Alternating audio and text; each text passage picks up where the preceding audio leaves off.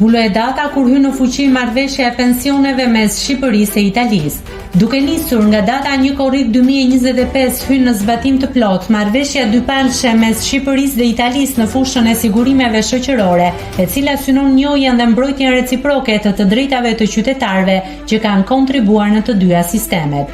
Instituti i Sigurimeve Shoqërore, ISSH, ka hartuar dhe publikuar udhëzuesin teknik të zbatimit të marrëveshjes, një dokument i detajuar që përcakton qartë procedurat, kriteret e përfitimit dhe dokumentacionin përkatës për aplikim.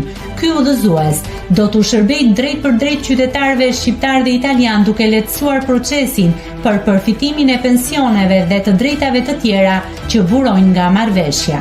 Marrëveshja e cila u nënshkrua në Romë më 6 shkurt 2024 u finalizua me dokumentin përkatës që ju dorëzua kryeministrit Rama në mesin e muajit maj nga homologja e tij italiane Giorgia Meloni gjatë vizitës së saj në Tiranë për samitin e Komunitetit Politik Evropian.